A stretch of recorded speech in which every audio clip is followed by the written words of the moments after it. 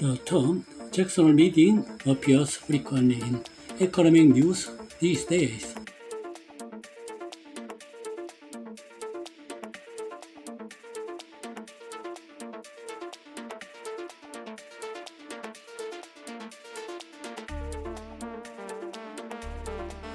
The 잭슨홀 meeting is an annual event held since 1978 by the Federal Reserve Bank of Kansas City, USA.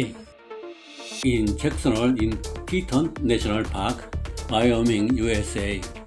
In this quiet rural town overlooking Lake Jackson with the ever-snowing Mount Teton in the background.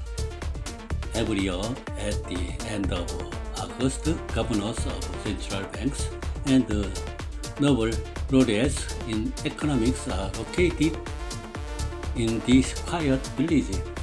About 150 people, including economists, gather at this year's meeting. The biggest interest is what message the Fed, which is fighting against inflation amid skyrocketing prices, will deliver. In a speech on August 26th, local time during the 잭슨홀 meeting, Federal Reserve Chairman Jerome Powell made hawkish remarks, emphasizing strong inflation controls.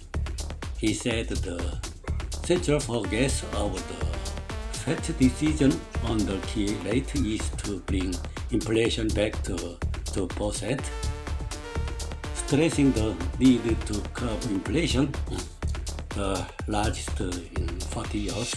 He said that he had no choice but to bear with the job slowdown and business activity setbacks that could occur as a result of the strong monetary tightening policy.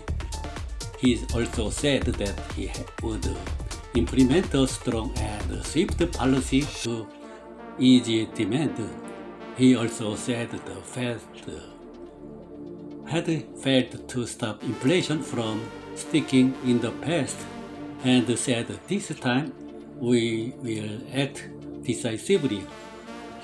Chairman Powell said strong monetary policy would cause some pain to householders and businesses.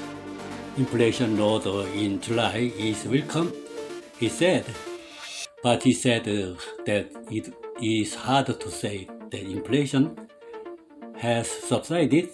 Chairman Powell said he would not consider easing monetary policy on the basis of these indicators alone.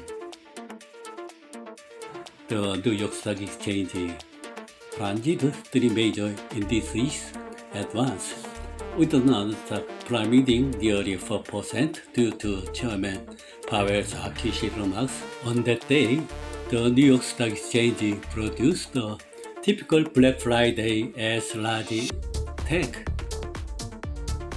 stocks and growth stocks plummeted due to the hawkish remarks of Chairman Powell. The 3 major indices fell further toward the end of the market, and in particular, the Nasdaq index plummeted by nearly 4%.